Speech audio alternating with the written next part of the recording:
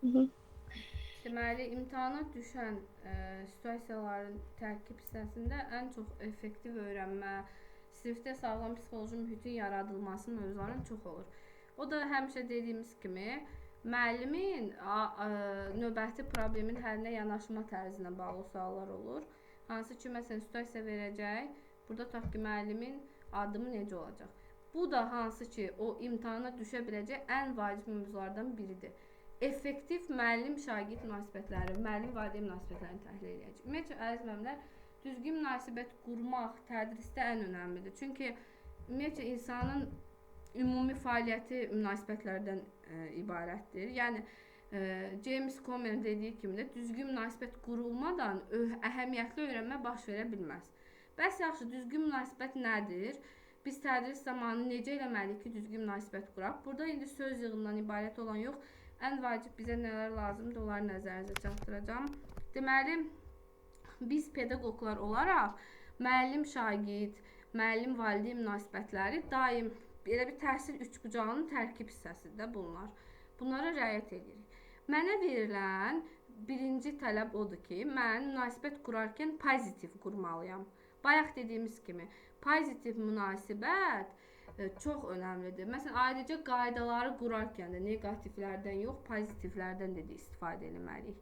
Çünki pozitiv münasibət sağlam psixoloji öyrənmə mühitində ən vacibdir.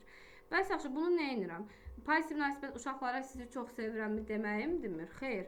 Hər bir hərəkətimizdə, hər bir yanaşma tərzimizdə bunu göstərməliyik. Səriştəli müəllim uşaqlara xoş münasibət saxlayan, səmimi şəkildə şagirdlərini sevən müəllimdir. Yəni yalnız və yalnız uşaqların akademik nəticələrini yüksək olan uşaqlarla yox, bərabər imkanlar qorunmaq şərti ilə bunlar əməl etməlidir. Yəni bax, məsələn, bəzən biz verdiyimiz rəylər əks əlaqədə pozitiv olmur. Necə ki, bunu dəfələrlə demişik, konstruktiv rəy nə idi? Əvvəlcə şagirdin müsbət xüsusiyyətlərini deyirik, vurğulayırıq. Daha sonra nəyi aradan qaldırmaq? Bu da elə bir pozitiv münasibətin tərkib hissəsidir. Ona görə də pozitiv münasibət məktəbin akademik missiyasını uğurla yerinə yetirməyə ən vacib yardımcı vasitədir. Müəllim nə etməlidir? Mehriban münasibət göstərməlidir. Çalışmalıdır ki, öyrənmə prosesinə xələl gətirəcək hər hansı bir fəaliyyətdən istifadə etməsin. Bu da ilk gündən olmalıdır. Yəni ilk gün, ilk dərs, ilk ilin əvvəli necə başlayırıqsa, ilin sonuna qədər də o cür davam etməlidir. Müəllim şagirdlər üçün rol modeli olmalıdır və çalışmalıdır ki, uşaqların gözündə elə bir model formalaşdırsın ki, uşaqlar deməsin ki, müəllim onu əllə salır, müəllim onun fəaliyyətini tutaq ki, nəsə bir digər şagirdlərlə müzakirə edir. Ona görə də müəllim şagirdlər arasında bəzən düzgün rəy bildirilməyəndə bu pozitiv münasibəti pozur. Deməli, pozitiv münasibətdən ən vacib şərtlər bizim öhdəmizə düşdü. Bax, dərsə giririk, negativliklə başlayırıq. Burada təbii ki, dərsin uşaqların enerjisi düşəcək. Negativ enerji alanda uşaqlar informasiyanı nə almaq istəyir, nə vermək istəyir, nə də diskussiya etmək istəyir. Onlara dəyər verdiyimizi göstəririk və onlarla paylaşdığımız məlumatları bu zaman onlar tərəfindən daha yüksək şəkildə qarşılanacaq və pozitiv bir mühit formalaşacaq. İndi bunun üçün bizə bir çox bu dərsdə qəşəng tövsiyələr verir. Ki, bax müəllim, bu dərsdən bunu götür və pozitiv münasibətini bu cür qur. Birinci deyir ki, tədris ili başlamazdan əvvəl şagirdlərə xoş gəlmisiniz. Biz bunu məktub kimi yox, məsələn, sinif rəhbəri götürürük, məsələn, WhatsApp-da yazırıq qruplarda. Yaxud da ki, yuxarı sinifdə, məsələn, 6-cı sinifdə oxuyan uşaqlara ilk dəfə dərs keçəcəm. Ondan əvvəl aşağı siniflərdən tanış olurum ki, bax uşaqlar gəlin, mən sizə dərs keçəcəm. Bu onlarda deyir ki, Aytaç mən gəlin dərs keçəcəm. Uşaqlarla maraqlı dərsdən kənar tədbirlər həyata keçirə bilərik.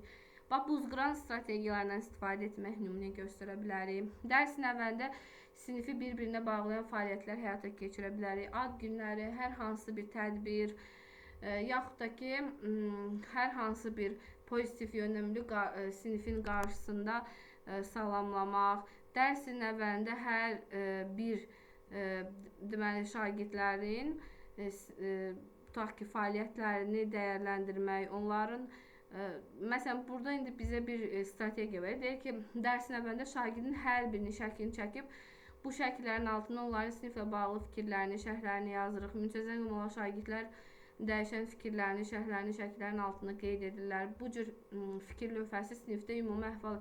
Yəni bunu sadəcə olaraq bizə demir də sən get uşaqların şəklini çək qoy. Yəni sən istəyirsən elə.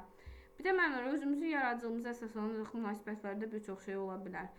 Məsələn, müəllimlə çətin, soyuq münasibəti olan şagirdin məktəbdən kənar baş verən tədbirdə, yarışda məsələn müəllimin iştirak etməsi, yaxud da ki pozitiv münasibət yaratmaqda çətinlik çəkən bir şagirdin iştirak edərək onun dəstəkləndiyini bilməsi uşaqda düzgün. Belə deməyək, elə uşaqlar var ki, tədris zamanı uğurlu fəaliyyət göstərmir, amma hər hansı bir məktəbdən kənar fəaliyyətlərdə uğurludur.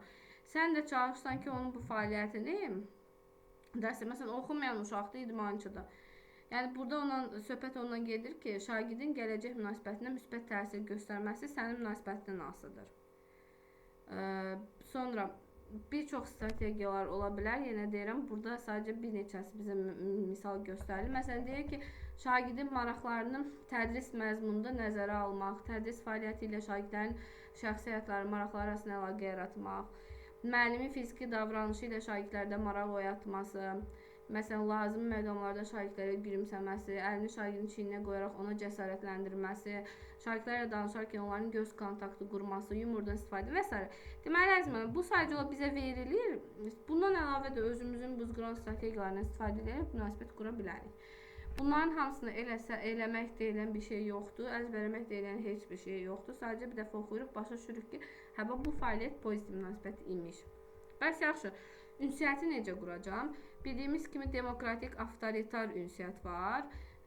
Demokratik indiki kurikulum bizdən tələb etdiyi üslubdur ki, humanizm prinsipinə həssaslıq, qarşı tərəfə bərabər hüquqlar, empati hissini aşılar. Yəni bərabər hüquqlu bir tərəfdaş kimi gör şagirdi, obyekt kimi görmə şagirdi, şagirdin qərarlarına hörmətlə yanaş və s. Avtoritar amma əvvəlki kimi idi, bir tərəfli idi. Öz müəllimliyinə sui-istifadə edib qərar, uşaqların qərarını məsələn önəmsəməməkdir. Bəs yaxşı, bizdən tələb olunan nədir? Bizdən tələb olunan odur ki, pedaqoji fəaliyyətdə demokratik üslubdan istifadə et. Çünki deyir ki, demokratik üslub müəllim-şagird münasibətlərində çox önəmlidir. Çünki şagirdin fikrinə dözümlük nümayiş etdirməkdir. Onun təfəkkürünə onu hörmət deməkdir. Onun şagirdə qarşı pedaqoji optimizm, inam göstərməkdir. Şagirdin səhv etmə haqqını qəbul etmək. Belə deyim də, yəni səhvlərə düzgün münasibət formalaşdırmaq. Uşaqlar sərbəst olurlar ki, müəllim ona hörmətlə yanaşır, müəllim onu anlayır, müəllim onun fikirlərinə dəyər verir, hörmət edir. Yaxşı, bəs burada biz nəyə əsas diqqət etməliyik? Mahiyyəti başa düşürük, demokratik üslub nədir? Bir də məsələn strategiyalar veririk ki, məsələn bunları riayət etsən, düzgün demokratik üsluba riayət etmiş olarsan. Birinci, məsələn, hər müəllim deyir sinifdə ədəbi dildə istifadə etməyə çalışmalı. Sinifdəki şagirdlərin istifadə etdiyi dialektlərə hörmətlə yanaşmaqla bərabər onları da həvəsləndir. Məsələn, ay uşaqlar, mən başa düşürəm, sizin ləhcəniz belədir. Amma gəlin, olduğumuz cəmiyyətdə çalışaq ki, ədəbi, mədəni qaydalara riayət edək. Yoxsa, ay nə bilim kəhcilər, ay nə bilim müəyyən o qeyri-etik cümlələrdən istifadə edib uşaqları təhqir eləmək olmaz. O demokratik üsluba zidd bir şeydir. Şagirdlərə bir-birinə hörmətlə yanaşmaq, ünsiyyət qurmaq, bir-birinin xətrinə dəyməmələrini, kobud danışmamalarını. Bunların hamısı bizdə əmr kimi bir-birinə yox, xahiş kimi cümlələrdən, təşəkkür edirəm, bu kimi cümlələrdən istifadə etməyi biz müəllimlər olaraq uşaqlara aşılamalıyıq. Bir də müəllimlər, təhsil üst bucağında ən önəmli hissə effektiv müəllim-valideyn münasibətləridir. Bildiyimiz kimi tədris prosesinin əsasında dövlət sınıflarında keçəndə təlimin təşkilinə verilən tələblərdə ən sonuncu hissədə biz nə dedik? Məktəb valideyn əlaqələrini tənzimləməsi. Çünki valideynin dərsə cəlb olunması təhsildə, yəni valideynlə bərabər əməkdaşlıq şəkildə öyrənməni həyata keçirə bilərik. düzgün